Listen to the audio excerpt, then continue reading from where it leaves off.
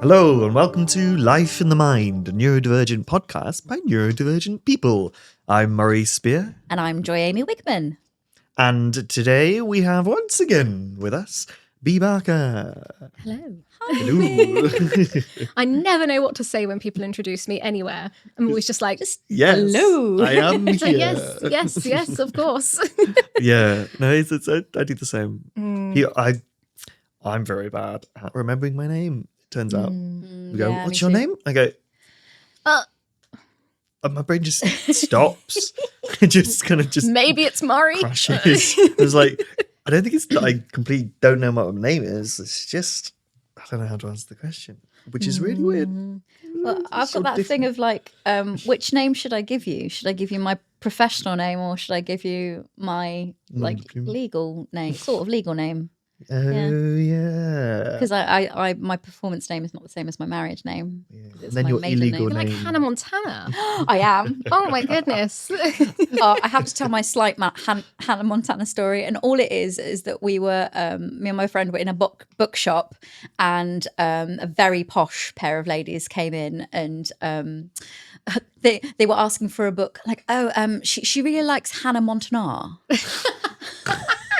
Like Hannah Montana, I love that. So forever, she's now Hannah Montana. Montana.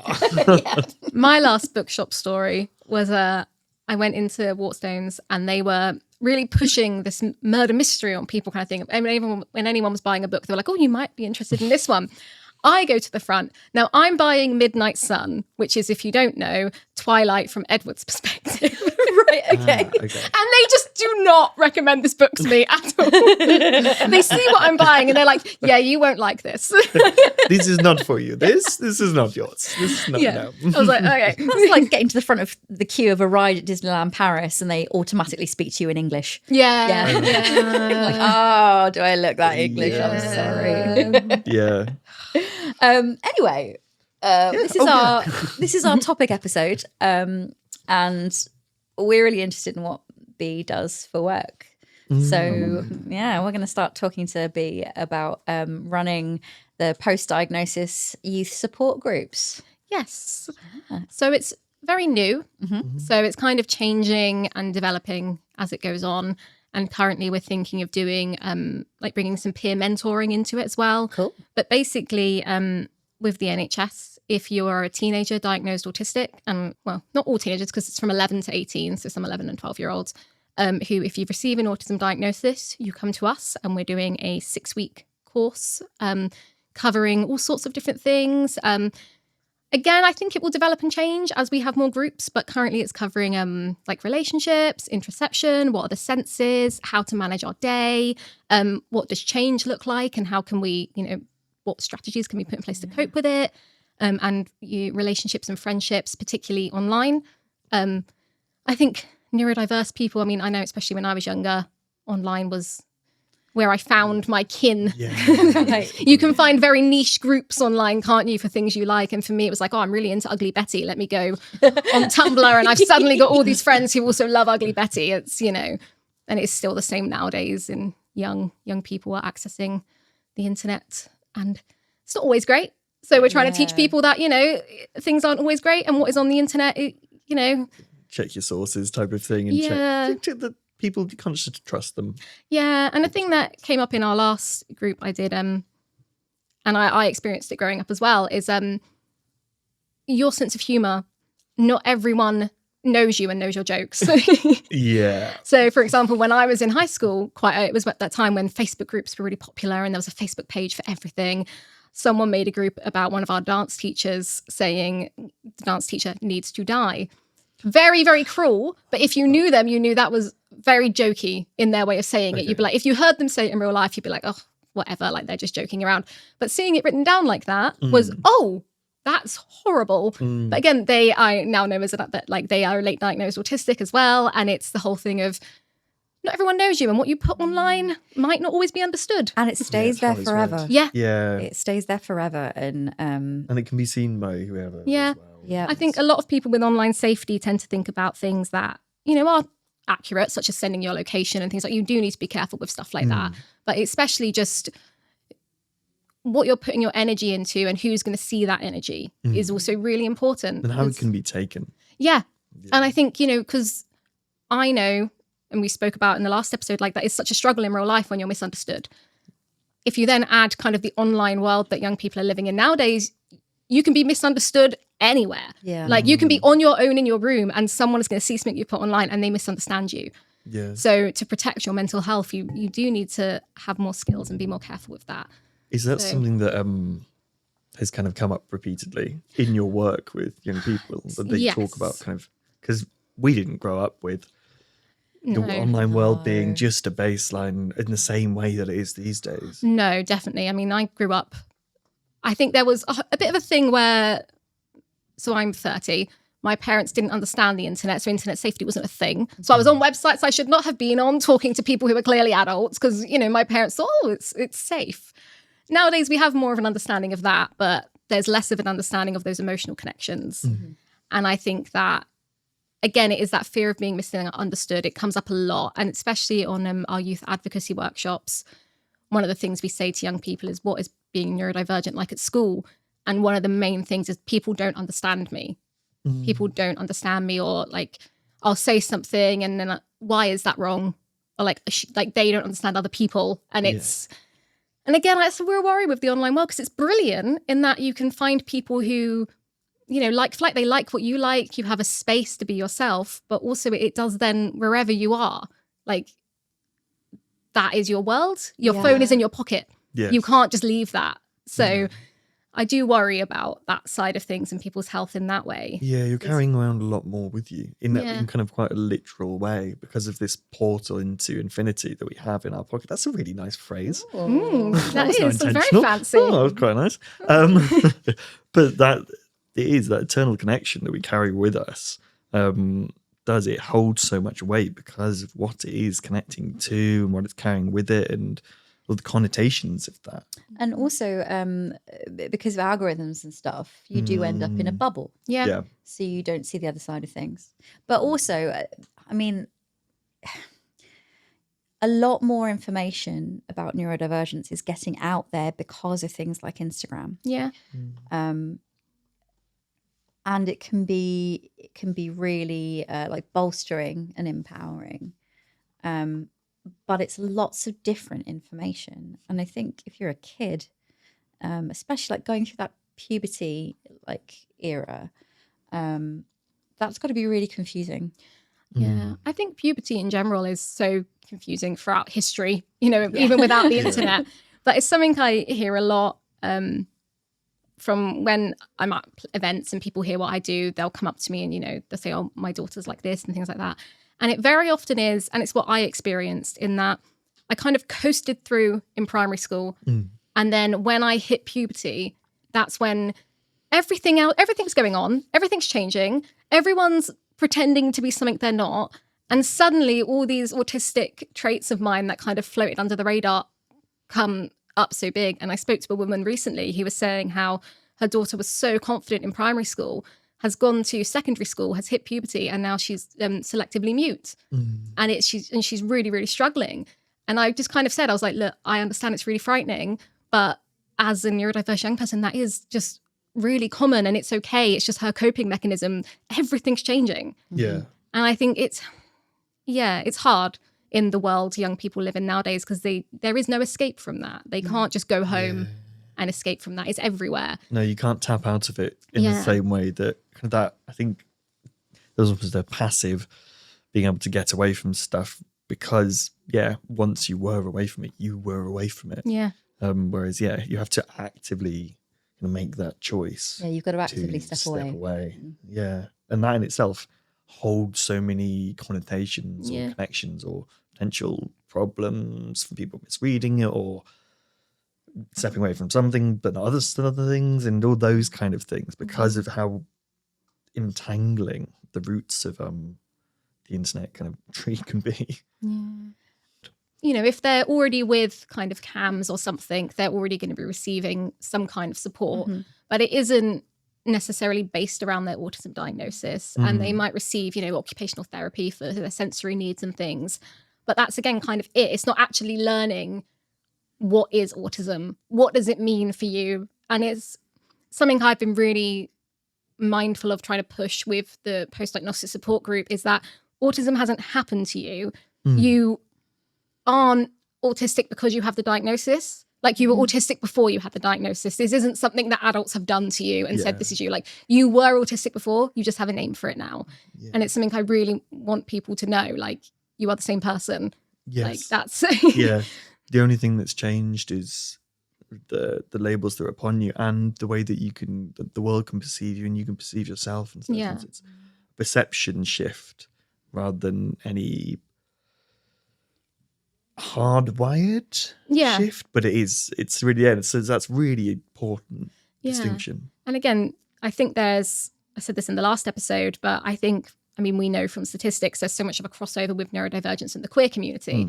But I find it when people are discovering their identity anyway. When I first came out as a lesbian, I was like, oh, do I need to dress like a lesbian? And what does that look like? What is that? Yeah. And like, my partner tells stories of like when she came out, people going, oh, you're not going to chop all your hair off and things. And I think it's very similar. And some people are, told they're autistic, and then like, well, what does that mean? Do I have to be like this? Do I have to look like this person I've seen who's autistic? Do I need to? And it's seeking that community and validation. But if you're doing that on your own, that is so, and it's alienating and dangerous. So there's also this thing that I always say that discovering that I was autistic, the most important thing about that was that I was able to cut myself some slack. Yeah. Yeah. I don't have to keep beating myself up for being a weirdo because I make sandwiches in a particular way, or I can't, or I have to walk into the bathroom with my feet like on their side so that the whole foot does not touch the floor. Like, I don't have to beat myself up about that because I know that I think in a different way. So like, that's just a thing that happens. And like, having the possibility of there being a kid who hasn't even been told that they're autistic by their parents when their parents know. It is really tough. And there's a lot of young people I've met who, some of them are very accepting that they're neurodiverse. And, when we do, so it used to be called the Youth Forum, and it was something a bit different, but now it's the Youth Advocacy, where we go in and we teach young people in schools what advocacy is, what reasonable adjustments are, how to ask for them, because a lot of them aren't being met. And like it kind of came about a lot because I met one person in particular who said he hadn't been to the doctors in 3 years because he was terrified of waiting rooms. And me and Sammy, who run the groups, kind of said, well, you can ask not to be in a waiting room. And his whole face was like, what? And it was like, okay, we really need to be teaching young people advocacy, because especially if their parents have done everything for them and then they turn 18, they're kind of going to be stuck, or they're going to be very, I can't really pronounce the word, infantilized. That's it. And that happens so often, and we don't want that. We want people to be able to say, I know what I need and I know how to ask for it. But it's instilling the agency. It's and it's kind of ownership over yourself. It's that, this is who I am. It's such an interesting thing, even in that like what you were saying earlier in terms of how much the realizing you were autistic, Jamie, did for your validation of self and not beating yourself up. And then looking at, I think back to secondary school especially, when there's so much going on, there's so much being questioned, so much potential for people beating each other down in different ways, and the world beating you down, telling you you're wrong or you're a problem in one way or another. Adding in neurodivergence on top of that, it's just another layer of potential wrong feeling and rejection and aloneness, and all of those kind of things. It's so important. It's what I hope to do with both the groups, so the NHS group and the advocacy group, is giving, the long-term goal for the advocacy group is that the schools we go to, the students will kind of set up their own little kind of speak up groups, their little own kind of peer mentoring groups. And there is a real kind of hunger for that in the places we go to. One school we went to recently, it's something we suggest, but a student all on her own was like, oh, I'd love to, mentor, the year 7s who are autistic because I've already done it. And it was like, oh, this thing, that's called peer mentoring. And that's what, people really want to do that. And it's so important to give young autistic people a space to be around other neurodiverse people, to be around other people who are autistic, have ADHD or whatever. And I also think it's really important that I say myself, I mean, an autistic person, not me, myself and Sammy go as two people with like, you know, who are autistic. Because I think it's really important that young people see autistic adults who are kind of living life and, you know, are happy. I think that's so vital. Yeah, the representation really matters. It makes such a difference. And that kind of in real life. Yeah. Because we were talking before we started recording about this sort of toxic positivity thing that happens, that once kids are in a support group and stuff and they've been diagnosed, it's like, oh, well, they're okay now. Yeah. I think it really comes from a place of parents, guardians, whoever, fear of confronting that something's wrong. And when it's such a big systemic thing, it's the same with anything. People like to pretend homophobia doesn't exist. People like to pretend racism doesn't exist. And it's because that's such a big thing. But so many people nowadays, I mean, I had it recently at the Neurodiversity Network. Me and Sammy were talking about bullying, and someone put their hand up and went, this really surprises me because my daughter's autistic. She has a really good support group at school, and I kind of assumed things were getting better. And actually, they're not. There's more awareness, but I met someone who, one of the first, when it was previously called the Youth Forums, luckily, he was in a really good college now and was really happy, but he had experienced horrific bullying, like full-on assault. Yeah. And he'd had to leave multiple schools. And it's the same thing we hear every young person say it. They feel like the adults enable it. Yes. And it's so sad because, you know, the teachers, no one, unless they're a really cruel person, wants to enable that behavior. Yeah. It's just, you come to that barrier of what can you do? And sadly, I do think bullying is always going to be part of human nature. We're humans, we're glorified apes. Like we like to pretend we're more advanced than we are. But there is this assumption that everything's good now. And it's really not. It's really not. We are constantly hearing stories of bullying. And some of the saddest ones, though, are ones where young people will go, oh, I'm not bullied. And they'll tell you a story and you're like, you don't know you're being bullied. And again, me and Sammy have spoken about it before and how you sometimes thought you had friends, but it was actually the popular girls treating you like a pet. Yeah. And we still see that so often, the little, you know, autistic kid running after people was almost like their pet. They're not being treated as a peer. They're not being treated as a friend. And they don't even know that that's happening.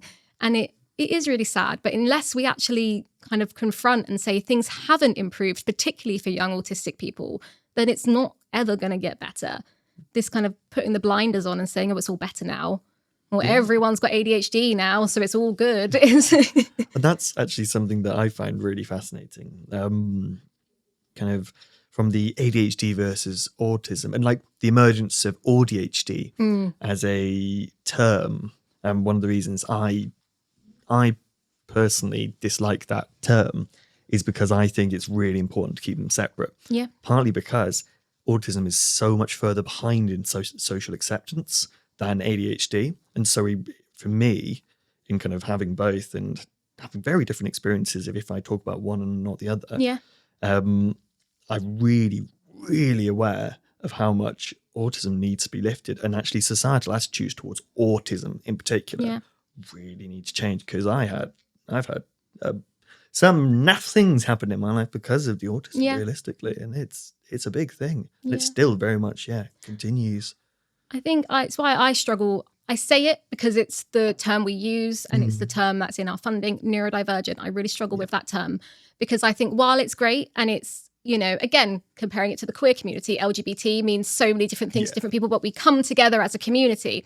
It's the same thing, the neurodiverse community. We're all so different, but we can come together and help each other. But why I mainly focus on autism, because that is what mostly impacts me as being an autistic person. And I think saying neurodivergent, okay, well, we've got one person in the room with Tourette's and one person with OCD. They're they're going to be completely different, even if they both have Tourette's, but what they need and what they need from society is so completely different. I really hate this term of, oh, well, we do things for neurodiverse people. Okay. Yeah. That's like, who are you covering and so many different people. What are you doing? Because I've been to events before that say that they're, neurodivergent friendly. And from an ADHD standpoint, they're brilliant. From an autism standpoint, they're hell. So it's like you've focused on one, and just say it's ADHD friendly. Yeah. You didn't have to say. Yeah, and it's actually better to recognise the reality of not being able to tick every box. Yeah. And that maybe you just don't know. You're not quite there yet. And go, okay, so great, we're good on, like, to use your example, we're good for ADHD. We get this. We've managed to find some adjustments in that area, but we haven't quite understood autism yet. So cool, yeah. And because then you're also identifying, like, one is also identifying this space to learn and the space to grow. And it's okay to not know everything. Like, I think that's one of the most important things. I think a we're lot of okay places not knowing things. They're so afraid to admit that they don't know things yet. Yeah. And that's a real danger, because like you want people to want to learn. So things like going to an event that says it's ADHD friendly doesn't say that it's autism friendly. Yeah. I would know that, okay, so I need to take my noise cancelling headphones. I need to take my playlist that helps me. I need to take my lanyard. Like, I would be prepared. Whereas if they say it's neurodivergent friendly, I wouldn't necessarily think that I needed those coping mechanisms. I went without my sunglasses, without my ear defenders, and it was bright, it was loud. I was like, oh, this isn't, and it was a great event. I was like, this isn't what I was expecting. I could have prepared for this better had I known what was on the table. Interestingly, I have I suddenly just had this moment of, ooh, because I have an example that happened days ago. So I went to a theatre production and it said it was a relaxed performance. And I was like, what does that mean? What does that mean? And afterwards, I was reminded by my friend that it was a relaxed performance. And I was like, okay, what did that mean? And they were like, oh, well, it means that basically people can make noise. They can come and go if they need to. They can do what they need to. So it's basically just neurodivergent friendly. And I'm like, it didn't say that anywhere. So actually, it was unfriendly to me because I went, I have no idea what that means. That just makes me anxious because it just says relaxed performance. I'm like, that doesn't, nowhere have you explained that. Nowhere is the actual. And so for my autism brain, I was like, oh, I'm actually slightly on edge because you put that rather than it just being, exactly explaining it's it. the It's assumption really that interesting. one box fits all. For my anxiety, relaxed performance, brilliant. I love that. But for like my autistic brain, why are you getting up during the performance? That's against the rules. Like, what are you doing? And I might just watch you walk out because actually, that's quite interesting. No, or like, you're making a really loud noise behind me. Now this is, we're not doing theatre etiquette. But sadly, I have to wrap up, and we're definitely going to have to do a whole episode about, I think, things that are declared neurodivergent friendly spaces. I think that'd be really interesting to talk about. Is there anything that that you would like people at home to know?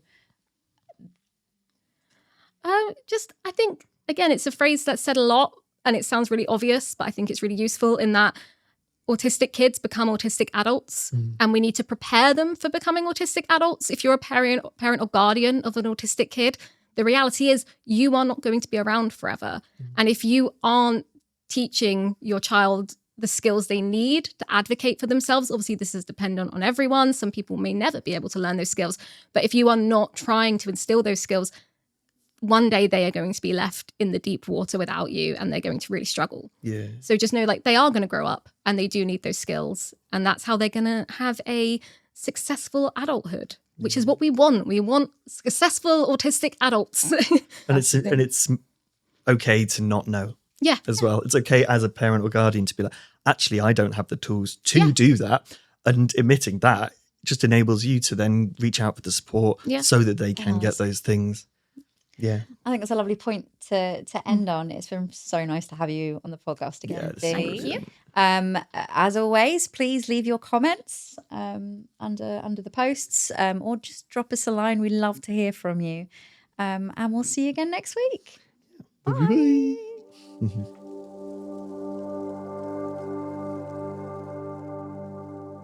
Okay, folks, that's it for this episode. Find us on Instagram at life.inthemind. Our other socials are linked in the bio. Don't forget to like, subscribe, and comment. Bye!